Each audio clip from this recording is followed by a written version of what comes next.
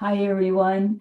Welcome to Finding Truth Everywhere. And it is Thursday, February 12th. And I'm so glad everyone's here. And we're exploring the podcast in which Tammy Simons interviews Richard Rudd. And before we get into that, maybe we'll listen to a song that Cindy has found for me. Thank you. We'll go with that.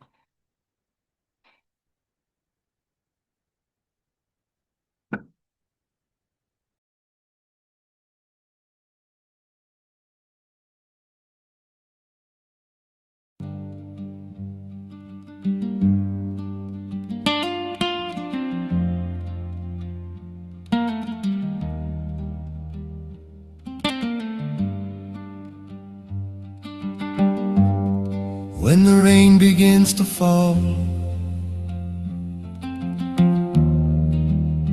and the sky turns gray, when the words you need are lost along the way, take a breath, my love, set it free. Sometimes all you can do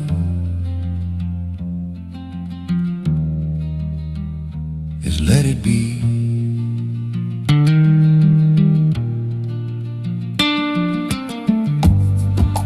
Rise above, just let it be.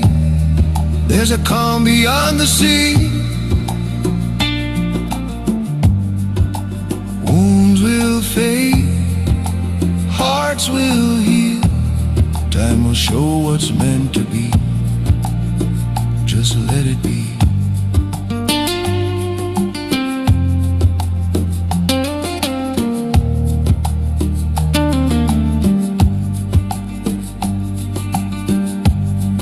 When the night feels long and cold and you're tired of being bold, don't fight the wind, just let it blow. What's yours will stay, what's not will go. When the road feels far and wide and you've no strength left inside, close your eyes, drift with the breeze. Find your peace in memories.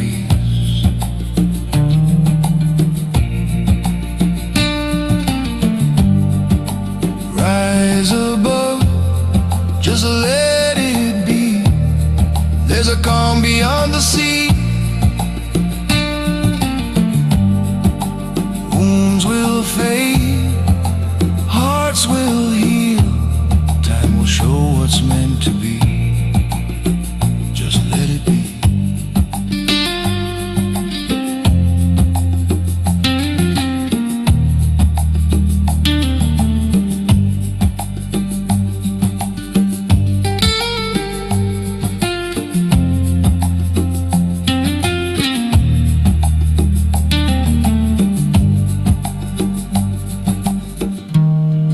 Every storm will break someday.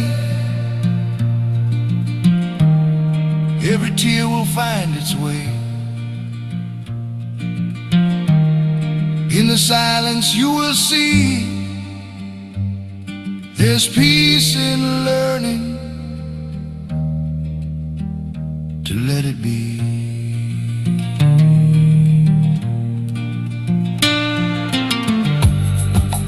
Rise above, just let it be. Set your weary spirit free. Dreams return, the heart believes. Light will find you through the leaves. So let it be.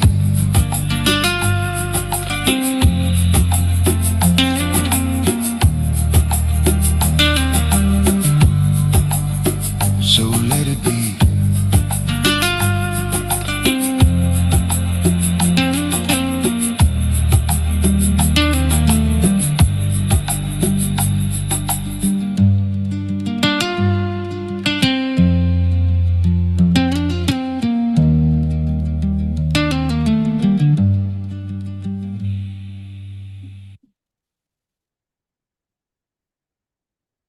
Thank you, Cindy. That was perfect. Such a beautiful entry today. Thank you. So I have I hope you all enjoyed the podcast. I had some mixed reactions about, suggesting it, but I think there's some nuggets in there that are worth delving into. And I thought I'd read you just some of the highlights that Tammy Simon pulled out from her discussion to kind of get the ideas going. And she said some of the here are the things that they explored. Richard's extraordinary awakening and memories of both past and future consciousness. The dragonfly as an allegory for humanity's evolutionary metamorphosis. Why 2026 and 2027 may mark a critical turning point, the year of the closing door. I was thinking, the year of the closing door, and here we are, we're on the other side, right? We're in the open door. So at least we are coming out the other side, right? The Gene Keys system, transforming 64 shadow patterns into gifts and divine attributes. The art of contemplation as gentle, patient transformation. Why fear increases as old paradigms decline, and what's emerging beneath the surface. Strange attractors and signs that systems are preparing for quantum leaps. Heart intelligence versus AI, and the resistance of remembering what's real. How doubt, corruption, conflict, and other shadows contain hidden gifts. So they were some of the parts. A couple things I wanted to highlight. I know he talked about, and I think it kind of relates to Paul Selig and the guides. It was just kind of another version of how he called us, prophets are viewing what's going on in human species, I guess. And he talked about the decline of an old system, but on the other side is he mentioned that creative renaissance, that as things are falling down and as we are, it's going to be something we can't even imagine. But it will spark a whole nother creative energy he called it a renaissance. And in fact, he was taking like 20 to 26 and 27. He says it was like a 450-year cycle that is ending. And it made me think of, he talked about fractals and patterns, and it made me think of Jenny Beal. I know she often talked about patterns. And you look at nature, snowflakes and leaves, and fractals are like repeating patterns, and they're beautiful. I know, like snowflakes, I've looked at fractals and they're just beautiful designs of, and so if you zoom out and further out, maybe these patterns are happening all around us, and it's also happening in how the whole human experience is unfolding. So I kind of like that idea. And then he mentioned the closing door, that at this point we're ending a cycle, but then he talked about what's coming up. He called it the big wave, which is we need big wave surfers like Meg, big wave surfers. Take us higher. And then he went into, about contemplation, the quote, Gene Keys, which, but, and he talked about, contemplation. I love the harvesting pauses, which was an important aspect of that, the harvesting pauses.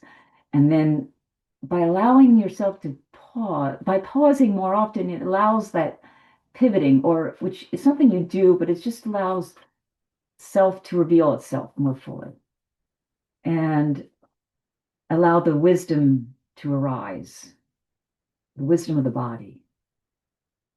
He talked about, getting the a softening and a yielding. And that's the way pivoting can happen, is by when we soften and open. And I also was grateful that he talked about, his Gene Keys ideas. All of these techniques are, they're really just to trick or to relax the mind to open enough. So I think I was glad he was, open enough to admit that really everything, all these tricks or whatever, is really just to trick the mind to open enough to recognize itself. Let me see what else I was going to say. And then, I did talk about the allegory of the dragonfly, which from the view of the dragonfly, you begin to see, let's see, let me say this. Before I do that, he talked about one of the Gene Keys. He gave an example in his own life. but he talked also about conflict. And Cindy, this kind of made me think. He talked about conflict, but the gift of conflict is diplomacy. And I must think you must be an expert in diplomacy. And then it comes, there's peace is the divine attribute of that. And then at the end, he said, he did remind us, I think it's really important at the end, because he remembered that we are eternal beings, that we are boundless. And the dragonfly view is, soft-hearted and open-mindedness. And it's revealed to us that love is underneath everything, that love is the nature of our being. And we don't have to worry about what's going on in the world because underneath love is always present. Love is there, is always there. Just by chance, I came across a Bible verse from Deuteronomy, and this is Moses, who is quote a prophet as well. And I think it really talks to his what he said at the end there. And he says it's Deuteronomy 33. The eternal God is thy refuge, and underneath are the everlasting arms. So I think that's pointing to the same message that underneath all this apparent chaos and decline is love. So I'd love to open up to all of you guys for your feedback. And Cindy, thank you for raising your hand. I am certain I'm not the only one that's going to raise my hand. Um, and the first thing is there's tears in my eyes. There's 19 people in the room, and an open door is like growing, and it feels so good. So that's really the first thing I wanted to say. The second thing I wanted to say, Mel, is that I think every time you send me a recommendation for a video, you send it with this, I wasn't sure if I should, but kind of caveat. And I just want to let you know that every time you send one of these videos, it's rich and I feel blessed. And I won't speak for others, but I don't want you, don't I hope that you never like whatever's in your mind that doubts doesn't keep you from sending the videos. If something like really turns me off or something, I'll say no. Good. Thanks. Yeah. So I wanted to say that out loud.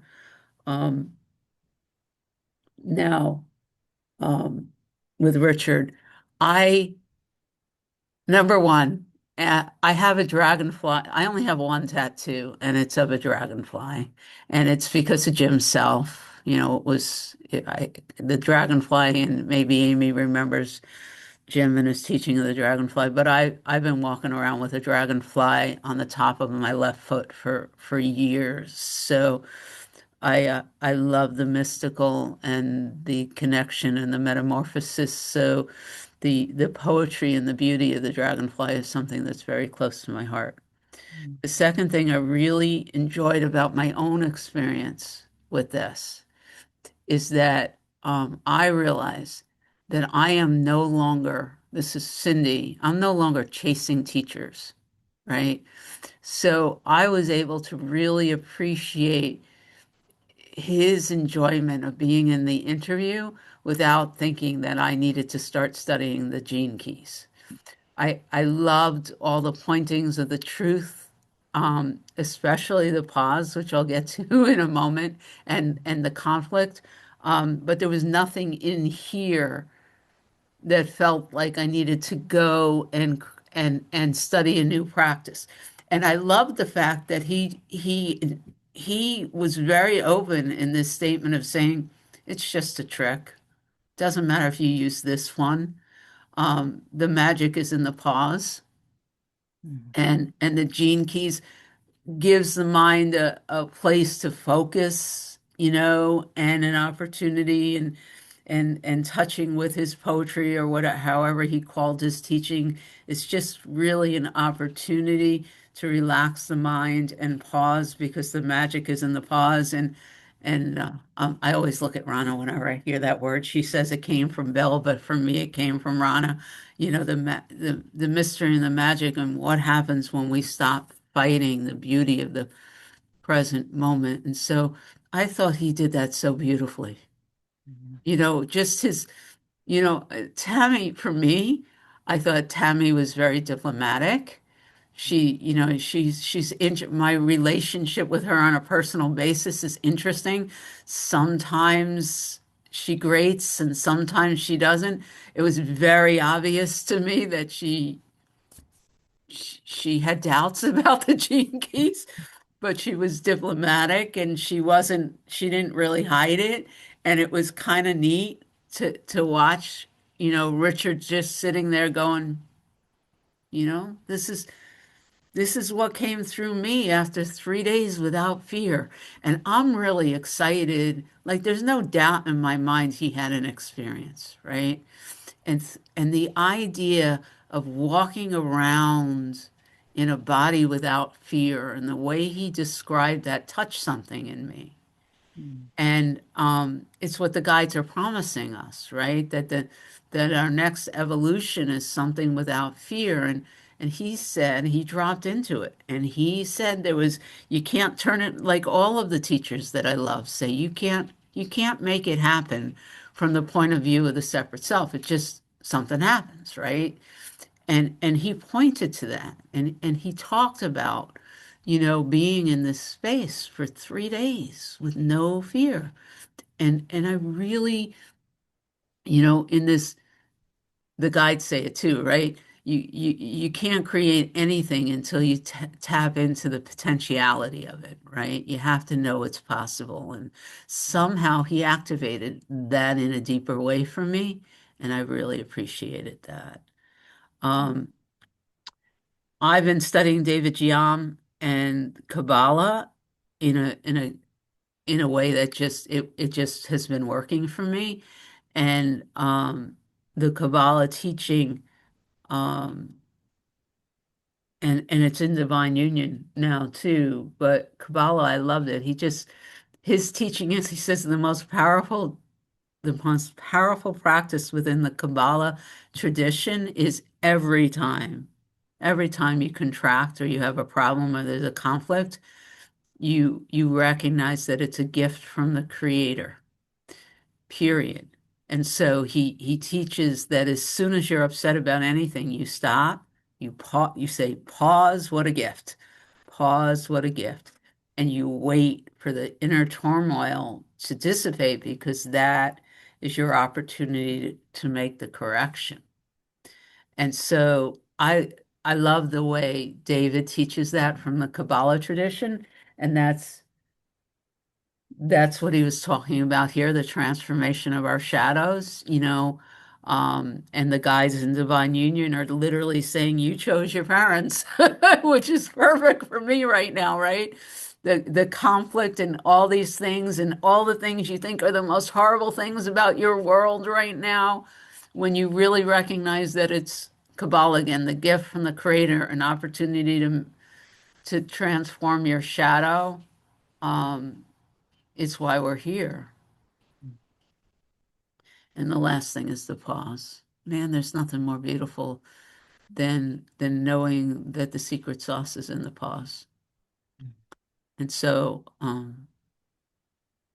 yeah, thank Yeah. you. Thank you. Yeah, he Keep was the very, recommendations. What was that?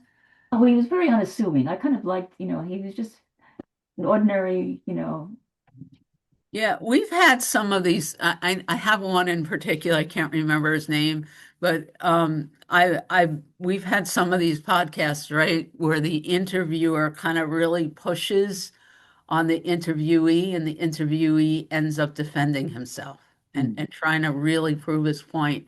And it was the one scientist that I'm really thinking about. I don't even remember what those things are called, and really wanting to say I'm right, which means other people are wrong. And the one thing that didn't happen, and there was none of that. There was just, it's all a trick of the mind, right? He kept saying that this is just the way it comes through me. I'm not a scientist. I'm a poet. I like the science, but I'm not trying to justify anything. It just works.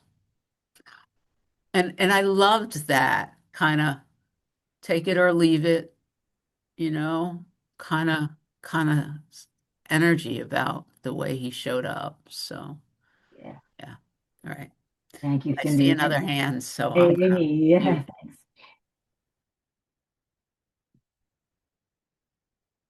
I will gladly step back if someone else wants to talk. I feel like I always raise my hand, but since no one has, I'll jump in. I loved this podcast, and I thought Tammy was a little hard on him. Uh, I didn't really appreciate her skepticism was a little hard-edged, I thought.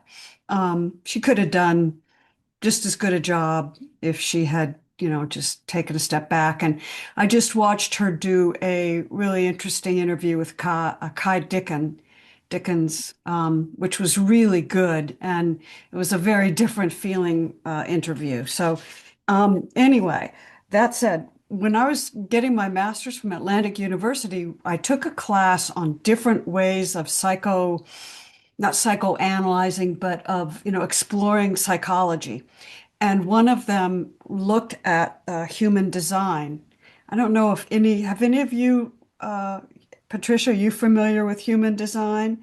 And yeah, May. And so the story of how human design was created is kind of similar to this, in that the guy was basically, I think he was on the island of Greece or someplace like that, and just got overwhelmed for 3 days by this enormous energetic presence. And he came up with the human design system, which is actually quite similar in some ways to this one.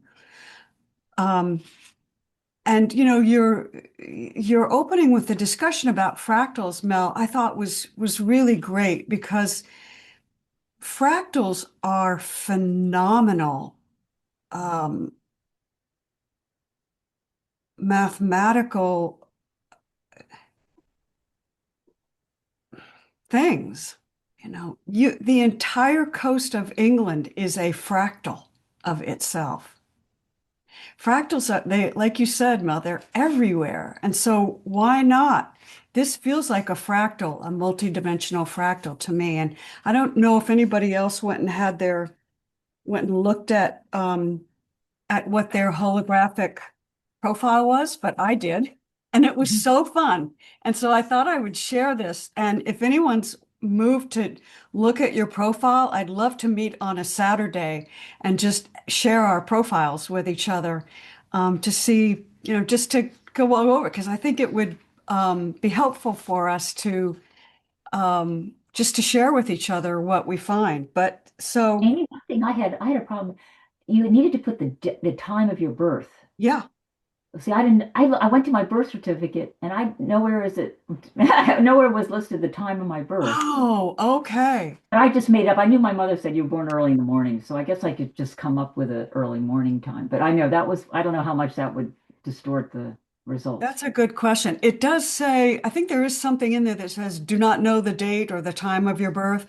Like, I'd love to do it from my daughter, but she's adopted and I have no idea what that is. So, Yeah. it said that my life's work, I'll just be really quick here. It says that I am here to break the ancient pattern of hierarchy, which rings very true for me because I'm such a rebel. I mean, how many times have you heard me say that about myself? Like, if I sense hierarchy, I will go after it. And it says, the only way this old pattern of hierarchy can be dissolved is for people like you to make the ultimate act of sovereignty, allowing others to say as much as you, which is partly why I'm self-conscious about putting my hand up next, because I want to give other people the space to talk, right? I'm always ready to jump in. Right? It also says that my evolution, my great challenge is to harness the power of my own ego. And I think that's very true. And it says, I mean, that's true for a lot of us. And the other thing it says is that emotions are my lifeblood. And I really feel that makes sense to me. And it says that I have a hidden mission in the world, which is to contribute on any level toward making the world a more open and honest place. And that at a collective level, I'm one of the construction workers working on the new human. So like, I've got my hard hat on and that's, I'm down doing the wiring underneath the ground or something. I'm working in the sewer. I don't know. But I'm a construction worker and that feels right to me. So anyway, I'd love to, those are just some of the highlights, but I thought this was really interesting and I thank you for it, Mel. You're a busy bee. Busy bee. That's great. Let's see. Hi, Rana. Thank you. Hello, Mel. Hello, everyone. I too really enjoyed this. I had an interesting experience. I clicked on the wrong one and I listened to like almost the entire thing, and this huge voice came inside and said, "This is not the right one." Because Amy had mentioned about this profile thing. So, like, as I'm listening to it, I'm like, where is this profile thing? So I was so grateful to have enough time to listen to the whole thing. So I've spent my whole morning at an open door prior to being here, and that's good because I could have fretted it away with thinking about something that isn't even happening. So super grateful for that immersion in these teachings. I really enjoyed his talk about the pause. He said, someone else used the word magic earlier, and I try really hard not to use that word because I think there was something I read in A Course in Miracles about magic not being real. And so, like, I slap my own hand every time I'm about to use that. So, what I would say is a better word to describe it now that I'm willing to use it is mystical. Something absolutely mystical happens in that pause. And you could call it a shift, but I would call it a turn. There's a gentleness there. There's a detaching from the insanity of the world for a moment. And then there's that willingness to see things differently. And that is so helpful. And it doesn't mean I have to figure it out anymore because, the mind would say, all right, what's the next step?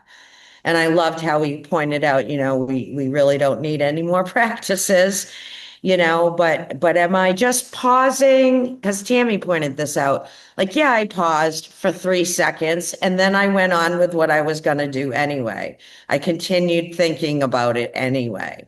And that's what I did in recovery for a very long time until, something stuck out to me in our literature that said, be still and pause, be still, and quietly say the serenity prayer.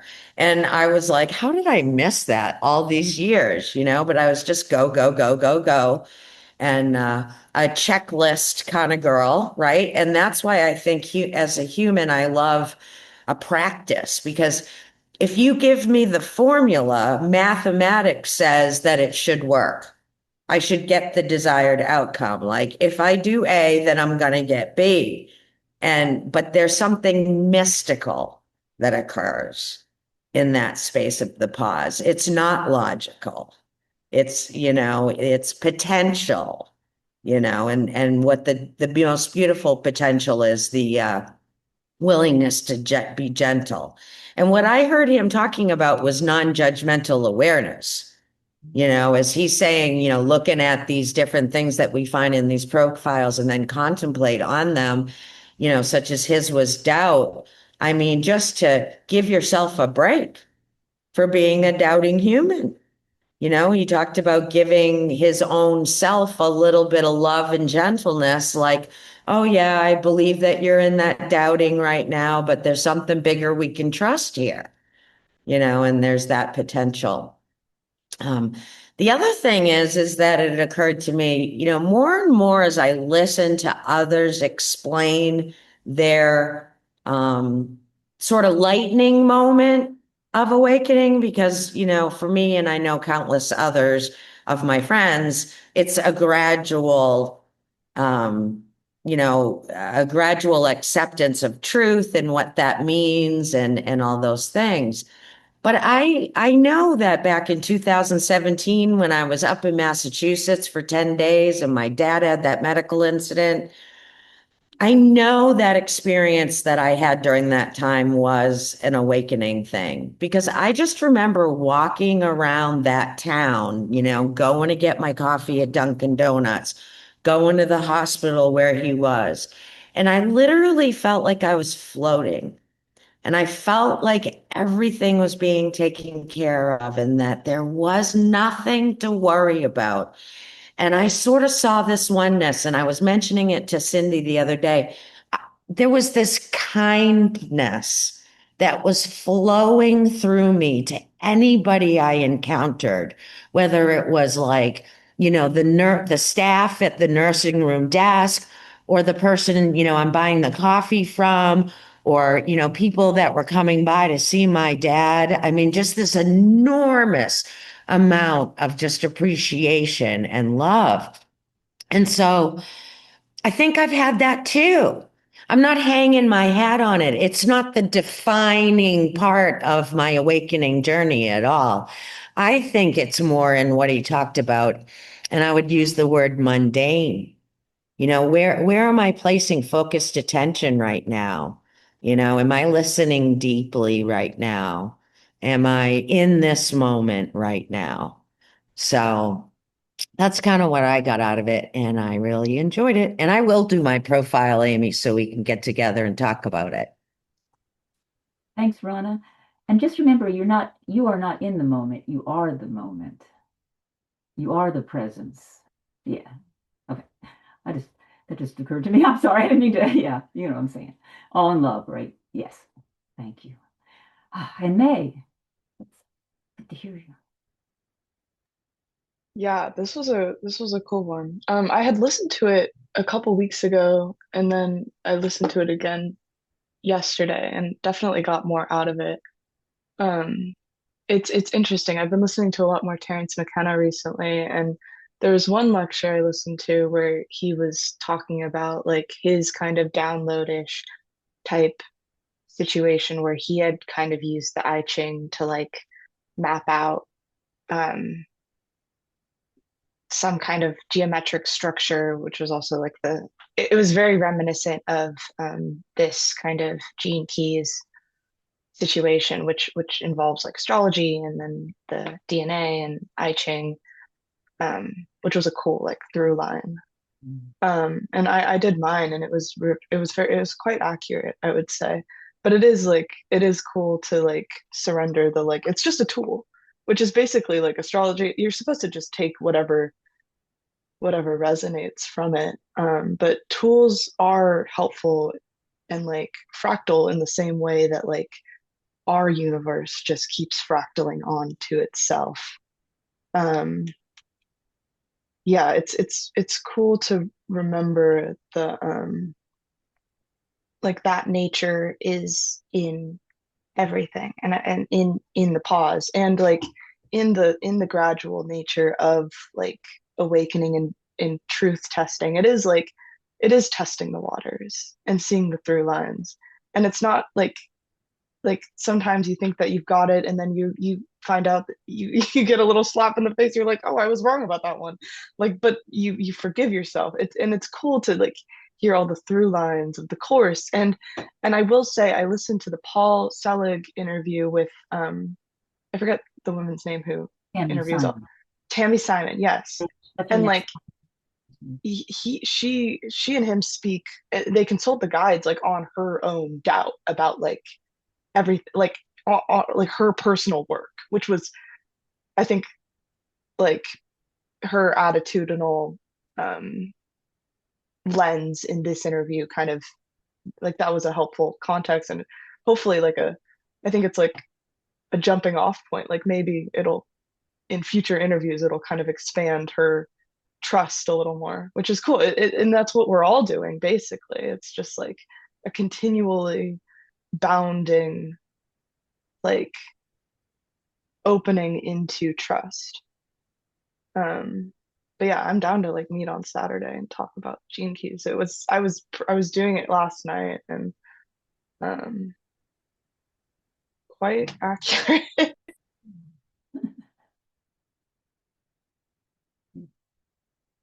That would be neat to see her actually be affected by through the interview, like as you said, May, with Paul Selig, huh? In that one.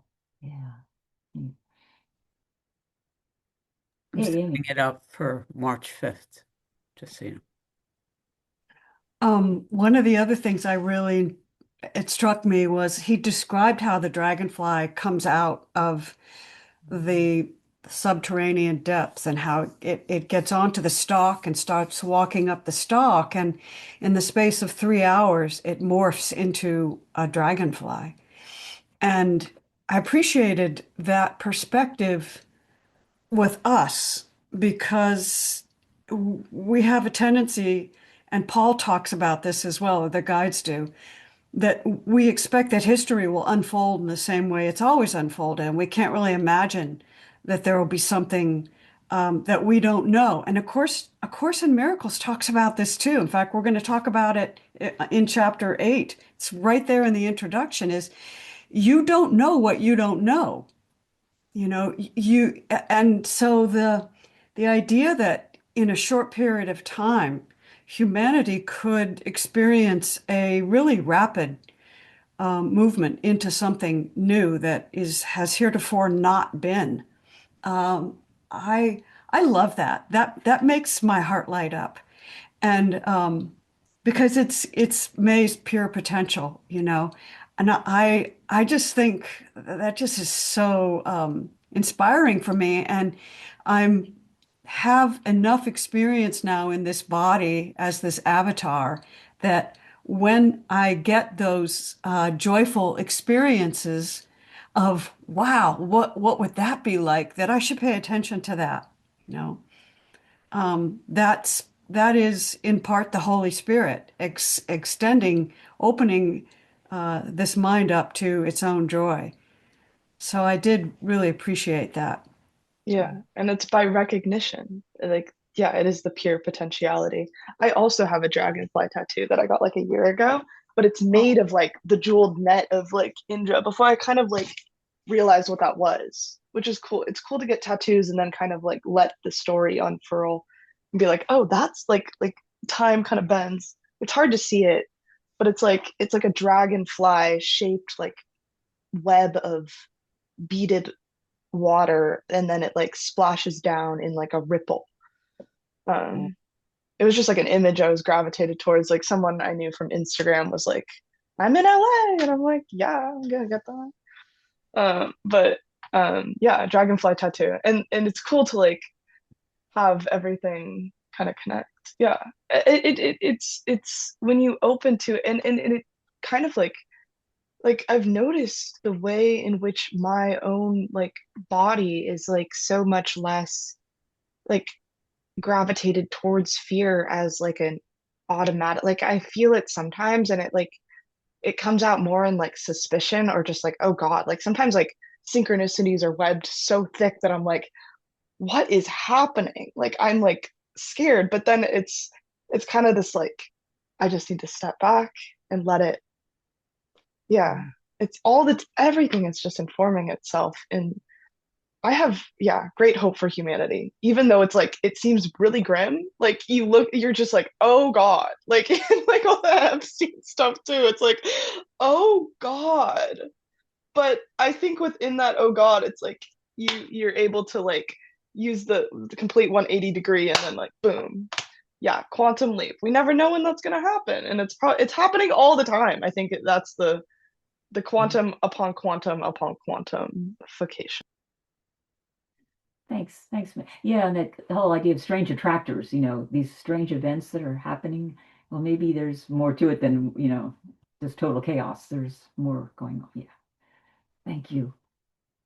And Alice, good to see you. Hi, good to be here. Thank you. Hi, everyone. I was doing this last night, and somehow I got to the right one, but I got to the transcript and not, visual audio, whatever. And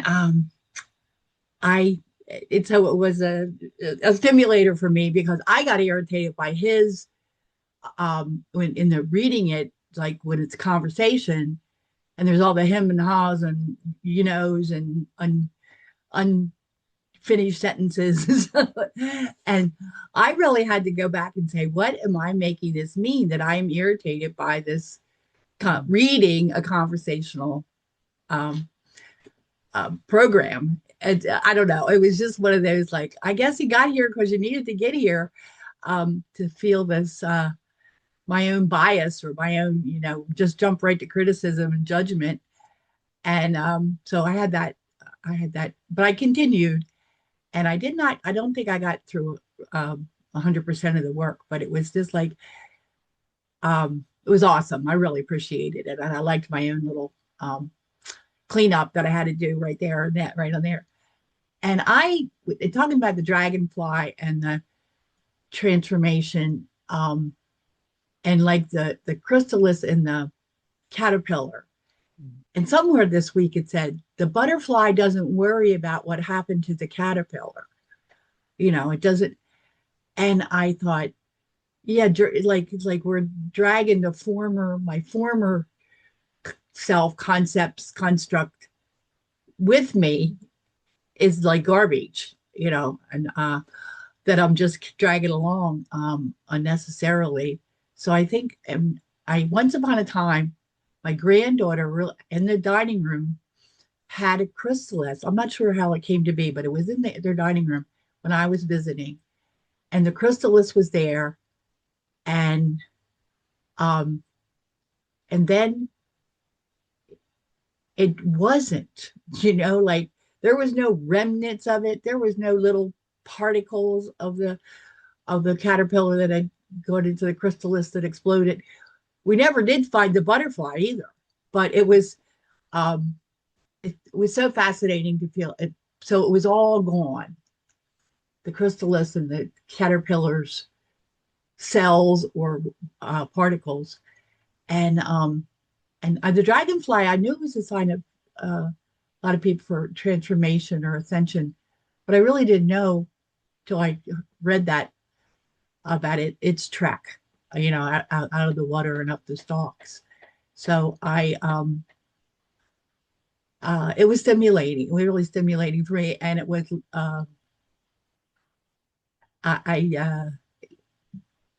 so that's my reflection on it. So thanks for listening to me. Okay. Thank you, Alice. Yeah, it's interesting how it spends most of its time underwater, right? And then about an hour or so just starting the clock, and then it's instant when it changes. So it's, yeah, that's kind of a cool thing. Thank you, Alice. William, hi. Good to see you. I always like how well you summarize things, Mel. Oh, thanks. But something you said really just want to highlight. You're not in the moment. You are the moment. That really penetrates. And what it brings up for me is that pause, that stop. And just from a taste of that, when I am so free of thoughts, there are no thoughts. That's what I get from pause, even when I'm not in the pause, but there's a knowing. And for me, the word magic is just fine. Actually, it doesn't really matter whatever word that I'm using, someone else using. It's just a word, it's just a thought. Because in the moment, there are no thoughts. It just isness. And so the dragonfly brings up another whole raft of loving feelings. When my brother-in-law and sister, they just had so much love, respect between them. He was on dialysis, kidney for years and years, and yet the love. And when he left, it was always a dragonfly that my sister talked about, because that's how she not hung on to him, but that's how she experienced his love continually. He was always present, just as her love was always present. So I tell you, even when I'm not in that pause, but I'm reflecting on that pause. And that's why I love listening to Gangaji. She somehow helps me. Or when Eckhart Tolle talks about the pause. And interesting, I'll end with this. I did the AI overview of what is the greatest gift. And they gave a conversation about presence. Presence is their greatest gift. And that enjoy, that being present just allows to fully experience, appreciate this present moment. And it allows you to share the joy, the presence, the moment with others. Joy. That's another word. It just resonates. It's like fills my cup to overflowing. So, Mel, I just love it. I didn't read. I love what you all say about the conflict, the tricks. It pushes us even deeper, even deeper. Just let it go on a song and just be in that moment. That's what I love about it. I'm going to go back and hibernate now. Thanks. Let it be, right? Thank you. Oh, and then Diego, super to see.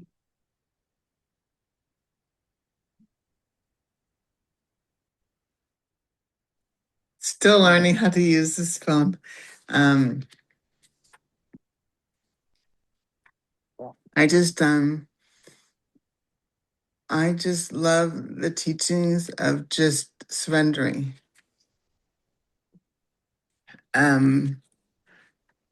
Because we don't, or at least for me, my experience is that we don't know. We just don't know. I don't know. I don't know why anything is happening or what anything is for. I'm not God. So I just love the teachings of just surrendering and trusting God, because God is doing everything and it's all love and it's all for us. And we don't need to know. That's what I've learned. And at least my experience is that God always shows me what to do when I get quiet.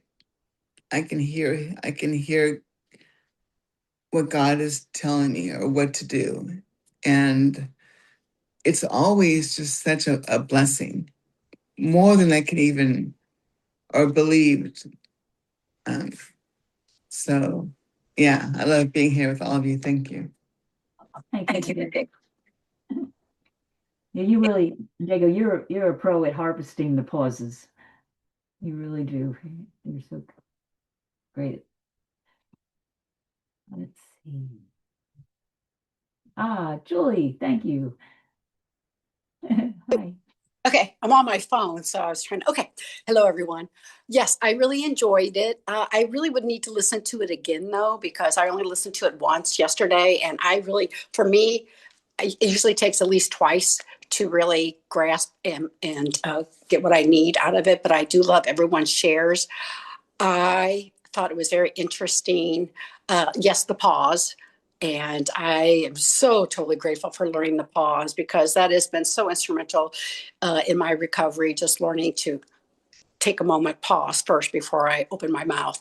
And then second, it was kind of interesting. I don't know if you guys felt like this, but when he was talking about, 2026, 2027, there's this happening, going to happen with humanity. And I was like, right, if this was before being with all of you guys, I would have been freaking out if somebody would have told me that. Now, those like, gosh, I'm so excited that I'm part of being with all of you guys to experience this, because it's like, whoa, we're going to be able to handle this no matter what it is. And I do feel like when he was talking about the love, because that's one thing I really gather when I come to all these meetings with all of you guys, gatherings, is the love. and the love for one another and the oneness.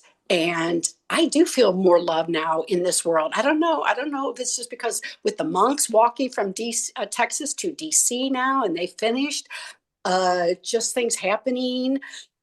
I just feel there's more love out there. I'm feeling it from not just you guys, but from my friends, from a lot of my feeds I get on Facebook, my family, my husband and I. I just, so yeah, but I did also love him talking about the shadows and how, the shadows are teaching us something and that we have to work on that. And if we continue to work on that, then we conquer that. And that's, brings us that serenity and, coolness. So anyway, those are my 2 cents. But like I said, I really would like to listen to it again. But yeah, I enjoyed it. And I did agree with I can't, whoever said that she thought I thought the lady was a little snarky, the interviewer too. I kind of like, geez, okay. But I did like him and I liked the message. So thank you. Thank you, Julie. Yeah, I really appreciate you mentioning that we're all in this together, right? We all are it. So that's great to share all this. Anyway. And Cindy, thank you, Cindy. Thank you, Mel. I didn't listen to last week's podcast until this week. So I listened to the two podcasts like kind of back to back. And Richard was talking about the pause. Part of what Panache was talking about was relaxing, resting, being with what is, right? And it's very similar. And it's really it's valuable to me to recognize that we're listening to the same truth with different voices every week. And as I was listening to Julie, my notes from Panache just sort of lit up. They're here. And I have this quote, when you realize you don't need to survive this emotion or this body or this life, the ego becomes something else. It becomes an avenue of individuality, which I adore. Like we've been talking about that in a lot of different reasons, how we don't lose ourselves, when we move into alignment with our higher selves. And then the other part of it, it's right underneath this. It says, why does the world feel insane? It's because we are closer to the truth than we have ever been. And so when we can, accept and embrace everything, and the pause is a great place to do that, we remember it's not personal, then it all just becomes an experience, right? It's just the flow. It's just what's happening. And as I'm sitting here,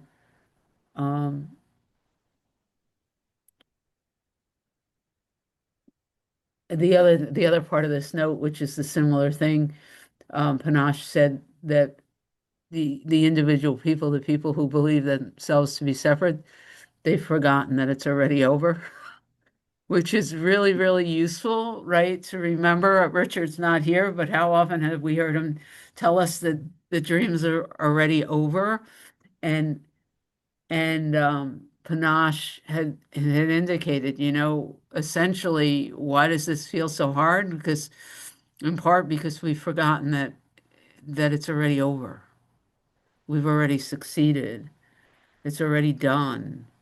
And if we sit from that perspective and we pause in the understanding that the pause isn't healing anything, it's simply allowing the undoing of what never was. Oh, that sounded very course-like. It all starts to, I don't know, there's a lot of I'm not feeling really well this moment, and I'm going to say it out loud because I was feeling fine, and then in my contemplation this morning, I realized that there's something here that's terrified of just being happy, right? There's a real fear of just relaxing and being happy. It's different than trusting God and knowing that it was a very specific, the word happy. Now, logically, I know that the natural state is happiness and God is the natural state, and I can talk through all of those things, but there's a lot of garbage. There's a lot of garbage in this system attached to resting and just being happy. And in that experience this morning, the definition of happy that came up was the absence of fear, which is what Richard was talking about. And in the recognition of deciding, intending happiness, I started to get really nauseous and it hasn't passed yet. So there's this like this real deep recognition that my physical self anyway is is undoing something, and there are physical symptoms, but um, remembering that it's already over, remembering that we've already succeeded, remembering that we've never left our source, and that somebody said, I'm not God. Well, I know that I am God. Cindy's not God, but I am God. And resting and understanding that and letting the part of me that insists that it's not safe, like something here insists that it's not safe to just let go and be happy. That has to come from believing that fear keeps me safe. So all of that is coming up and merging panache and Richard into this relax and the pause. Um, Thank you for giving me the opportunity to put all that together out loud in this group. Thank you, Cindy. Thank you. Patricia. Yeah, hello. I know we only have 3 minutes left, so I'll make it quick. The Renaissance that he is referring to is the Renaissance I think that we're all experiencing. That's what we're talking about. The Renaissance has to start from within. So here we are, a bunch of dragonflies in the water, and we're about to emerge. And that brings me to 11:57. And thank you, Mel. I always love what you have us listen to. Thank you for that. Thank you, guys. So to all of my fellow dragonflies. Right on. I'll turn it back to you, Cindy. Did you have? I just have a whole bunch of love and gratitude here. Thank you. And to remind everyone that we're meeting again at an open door in 3 hours. So And come back. Cindy, next week, are we doing the David Brooks one? Is that? We're doing Your one, right? I'm going to tell you that we're doing the one that's entitled Perception is an Act of Creation. So that must be that one. Yeah. I think with Amy. Amy? Right, okay. Amy. Yeah, that's the one I listened to this morning. Oh, you're ahead of us all then. All right. Let me stop the recording.